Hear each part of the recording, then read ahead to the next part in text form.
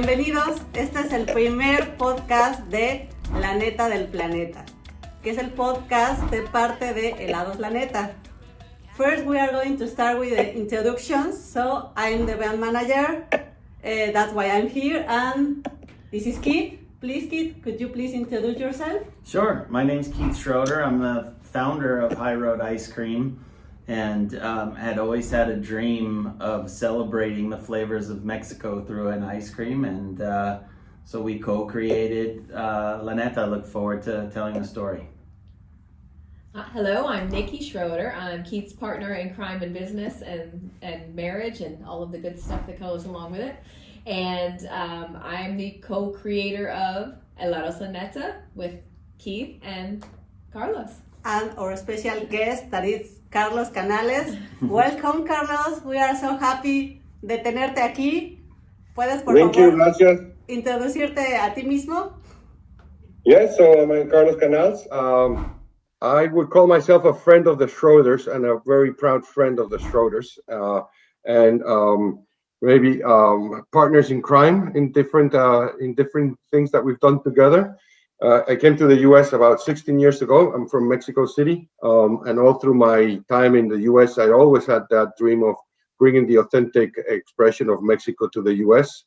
And Keith and I met on the ice cream world maybe 4 years ago, and amongst other things, in one of those fantastic dinners that we're sure we were having, we started talking about helados. Oh, I'm the new one here, guys. So explain me how Helados La Neta came up. Sure. So we were brainstorming together. Carlos was formerly the CEO of Ciao Bella Gelato, which he came on board with High Road for a bit as our chief integration officer, helped to integrate the Ciao Bella brand into our company, and then moved on to his new role in the chocolate world.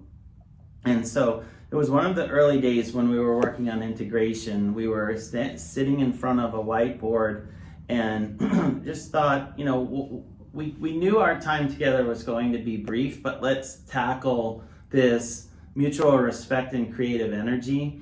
And again, to reiterate, I always had a real passion for not only the street food of Mexico, but the real regional nuances of the cuisines of Mexico, and wanted to use my experience as a chef to really bring those singular ingredients to life to the mainstream here in the US. And I started to tire of the idea that these brands were positioned to the quote-unquote Hispanic market, and it never made any sense to me. It was like, you know, then let's market pizza only to Italians. This is crazy, right? And so as the flavors of Mexico are magnificent, what could a Mexico-inspired brand look like? And we just, if I recall correctly, I think we had a couple of beers and we were just hanging out at the old trade show booth, and we just started bullshitting for a while, right?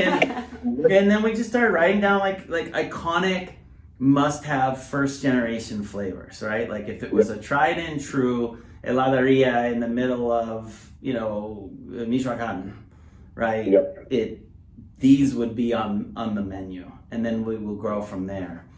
And then, you know, Carlos was like feeding the beast, you know, what if, and it just, he's a lot of fun in that regard because he's a very creative product development focused soul. And then Nikki was on Urban Dictionary, the Mexican edition, looking up Mexican slang for a brand name, and so there was two discussions going on at the same time. And we're talking about flavors, and Nikki went La Neta, and Carlos went yes, and I go, what the hell does that mean? And so we got into this conversation about the vibe of the term and all of the many things it means. I was like, that's very efficient for La Neta to mean 700 things. I like that. Yeah, It is. yeah. It was an amazing story, and it was I think it was there was beers involved for sure. And it was this product development ideation and happening at the same time. And quietly, Nikki was on her computer. And she turned up and said La Neta. And it was like, struck gold for me. It was like, there's no other question. That's the name. Forget everything else. Make it happen. And I love that because La Neta, it's like when you are really saying something that it's from the bottom of your heart, you say La Neta. You can say many things, but when you are going to say the real thing, it's La Neta. Even there's it's not a verb, but you say vamos a netear, like let's start to really speaking up. To be real. Like let's get real. Yeah, let's get real. Let's That's get right. real. Vamos a echar la neta. Vamos a netear. Yeah, that's right. And it could And be. I think it also made sense from what Keith was saying, that this trend to put everything into this thing called Hispanics, which all of us Hispanics hate, because it's like, a guy in Argentina doesn't care very much from a guy in Guatemala, and a guy in Mexico doesn't really understand what a guy in Nicaragua is thinking. And yeah, it's fine that you put us all in the same because it makes it easy for you, but we are very different. And even in Mexico, we are very different. I mean, if you go to the north part of Mexico, me as a Chilango, I'd be good. I call it a good trip if I make it back home. Yeah. Because as a Chilango going back to Chihuahua or Monterrey and they listen to your accent, oh my God, you're as foreigner as a Texan. So that idiosyncrasy in Mexico and that Latino thing or Hispanic, I mean, I think that the La Neta this is the only name that truly speaks Mexico. You could have put any other Hispanic Spanish name to the brand that others would aspire to, but La Neta cannot only be but anything but Mexican.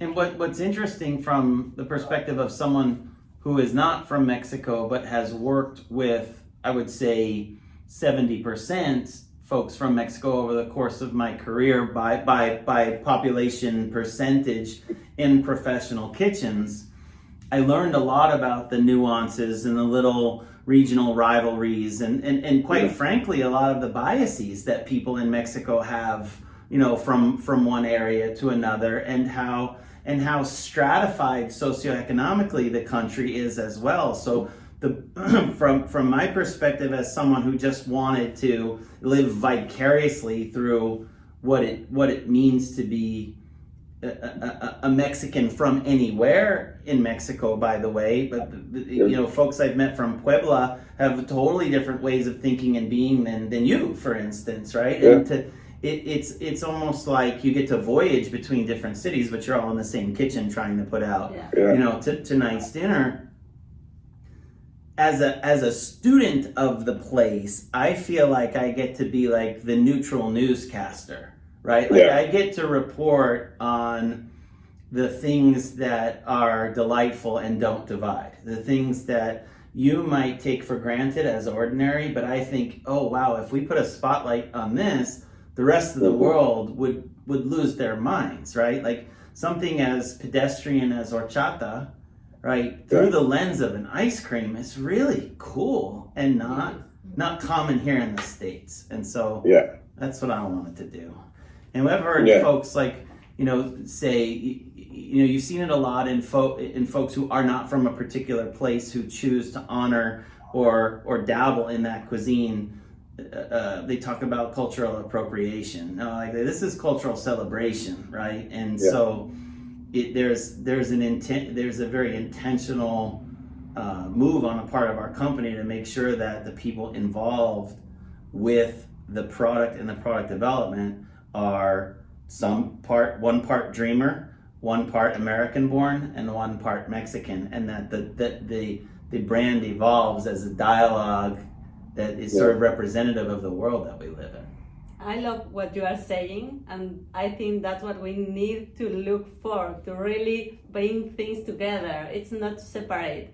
And as you said, food, ice cream, it's one of the things that can make everyone come together, like different Mexicans in Mexico, Mexican Americans, Europeans, and that's what we are aiming for, and I love that. And about the culture appropriation stuff that you say, I think people can say that from a posture, if you see this like a power stuff, but it's not power, it's empowering the stuff that you love, that you like, and it's something that we love and we like.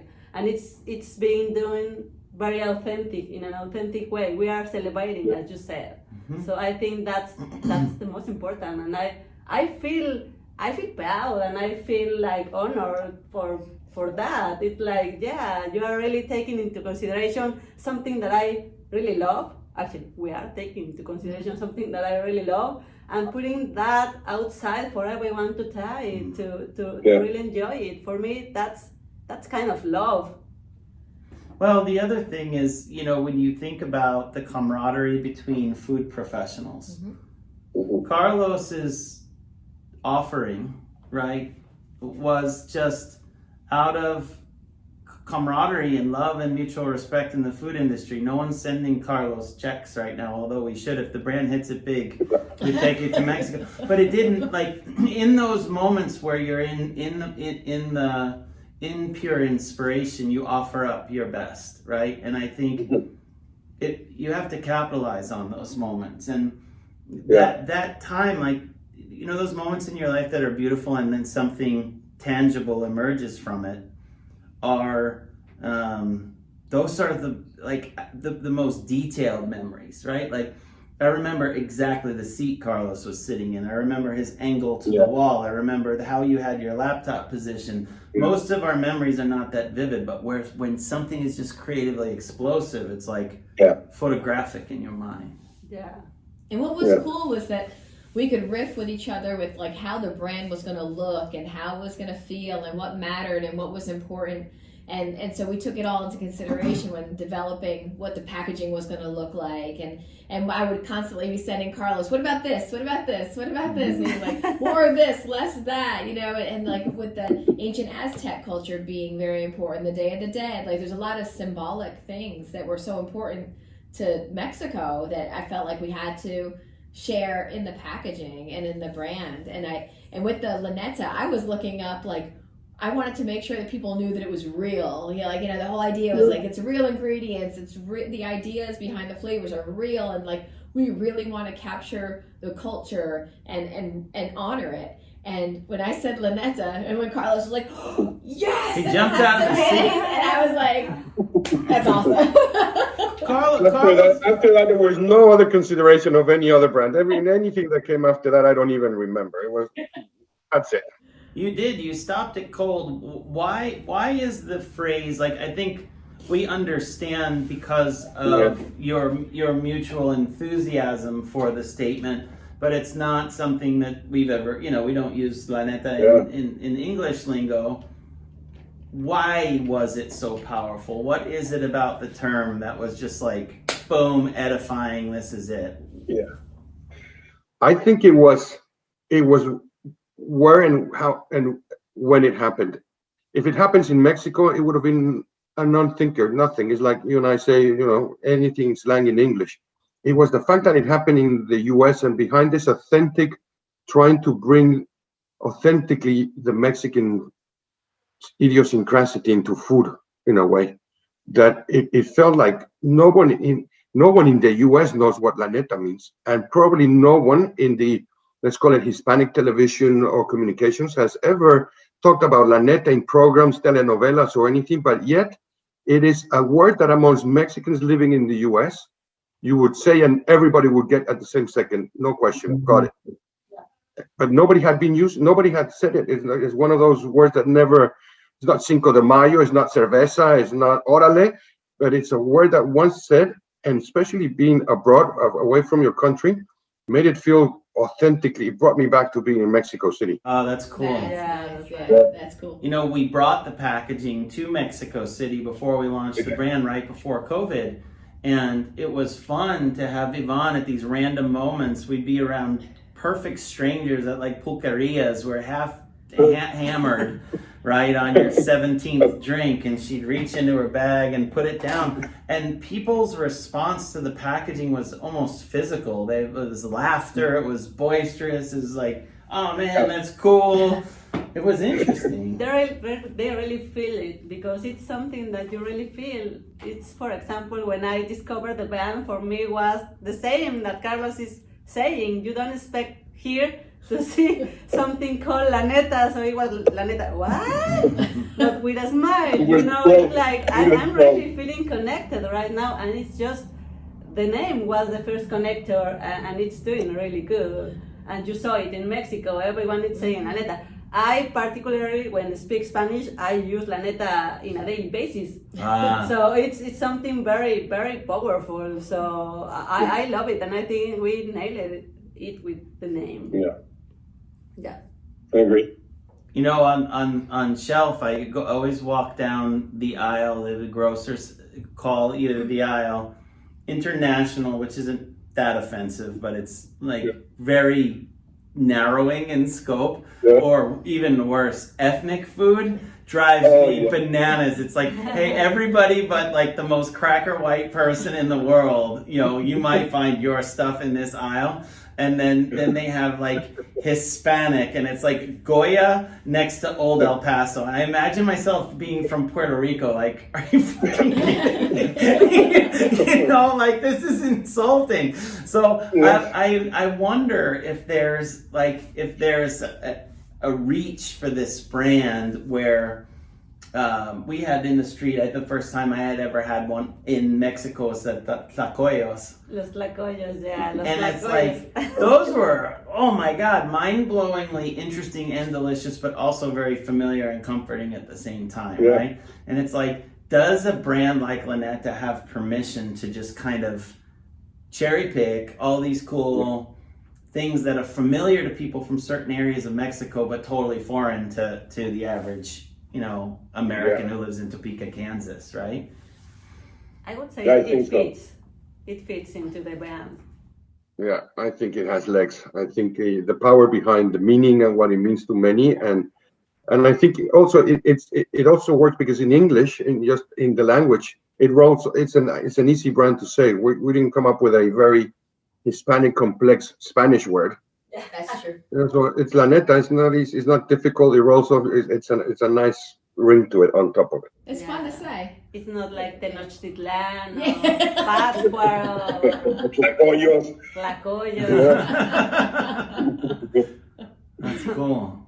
And the easy way, and I remember ever since I came into ice cream, different ethnic ice cream called gelato. I always had in the back of my mind what it would look like to have helados in the US, but every time I thought about it, I always landed back in Frida Kahlo, and it seemed so inauthentic just to call it Frida helados or something like that.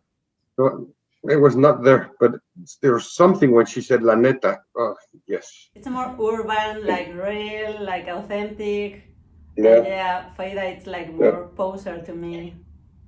And I think that authenticity is part of it, and I think it comes from that. I think Keith being what you call yourself, the in between, so you can be the you don't have everything vested on one side or the other, but so you can clearly see it from abroad. Things that become granted for us in Mexico, but that you can celebrate. But that authentic approach of even going to Mexico, and I remember following his trip on Instagram. It was like, oh my God, I want to be there. Amazing food and places that we're visiting, and that I think is part of the brand DNA. You know, that experience that you guys have in Mexico, which is not the normal American gringo, Mexico visit to Cancun and have a michelada and come back.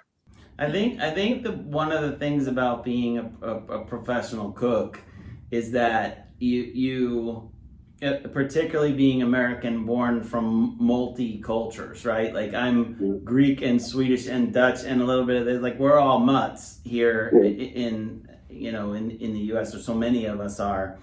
And so we are not born with a particular connectivity to what it means American. And in fact, I think in the same way that folks don't like the moniker Hispanic, when we as Americans travel anywhere else in the world, when people are like burgers, pizza, hot dogs, you're like, no, right? Like, it's a really big place, man. Like, right?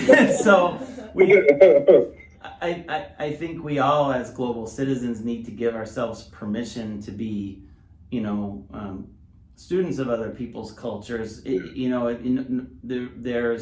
There's no critiquing someone who takes a paintbrush and some paints and a canvas to Alaska and paints the mountains and go, you're not Alaskan, you can't paint those mountains. Like, yeah, I can, I just did, and I took pictures too, and they're on Instagram. So maybe for me, what I'm trying to accomplish with La Neta is to try to get people super interested in the nuance of like the micro place, even if it's like a particular street, or a particular street corner. Like, go there. I mean, we all over Mexico City, for instance, our experience having atole on the street was very different than going to Lucha Libre. Yeah, I know. And the tacos de suadero. Oh. So, Carlos, if you were to give us some advice for how to, preserve the spirit of the brand, right, so that it never wavers from this beautiful energy, what would you say? Yeah, that's a great question. I think as long as you guys are there, the spirit is alive in you, so you're not going to betray that spirit. But as the business grows or the brand grows, or it goes, it's important to keep certain guardrails to make sure that never is lost, and you don't become the Goya, or you don't become a Hispanic brand, or you don't lose that connectivity to the authenticity and what you're trying to look for. I mean, just when you said it, the name of a street, an ice cream named by a street or is that connection to that, how different all Mexico is, and keeping that authentic and tied to that, and it might be that it's limiting it in a way, because it might never mean anything from someone from Puerto Rico or Salvador or Nicaragua or Colombia, but it will always mean something beautiful for the 30 million Mexicans that are here. Yes. And as you keep authentic to them, because the moment you lose their hearts, the Mexicans are, me, we don't forgive. I think this is a good opportunity just to sort of timestamp this podcast as well. I'm very excited about the new administration and what immigration reform is going to look like in this country, and raising the bar on what it means to be neighbors and friends, and create a more congenial and open relationship between the two countries than ever before. I'm super optimistic right now. Yeah, me too. This is great timing for La Neta to have a voice. Agree. Without getting, no need to get political, but it's a voice, and it's a voice of what you just said. It's the potential for a new beginning in a relationship long term. Amen. Yeah. Yes, guys. We're like, This is a great first podcast. Yeah. Go for some tequila now. yeah, man. I love We it. should do the same, but now with tequila. So Yes. just to see what's the difference when we do it sober. And talking about the regionality, next time we do one, but we have tequila, we have bacanora, we have sotol, and we have mezcal. All of them come from the same plant. All of them are from the heart of the maguey, a different form of maguey. And all of them inspire your inner gods differently. So we should do a taste. I love that idea. love that. And what we should do is have our next round of flavors be inspired by that tequila tasting based on different fruits and flavors, right? So we'll taste it against a guava, or we'll taste it against different things. And if we can't be in person, we'll just ship the same stuff to both places. Which is So, very that'd be cool. great. Yeah. Stay tuned for our next. That'd be cool. Yeah. Cool. Great. It Thank was you, a guys. pleasure. Thank you you. so much, Thank you, Carlos. I Thanks, miss you. Carlos. Great to you. Take care. Bye. Bye. Bye.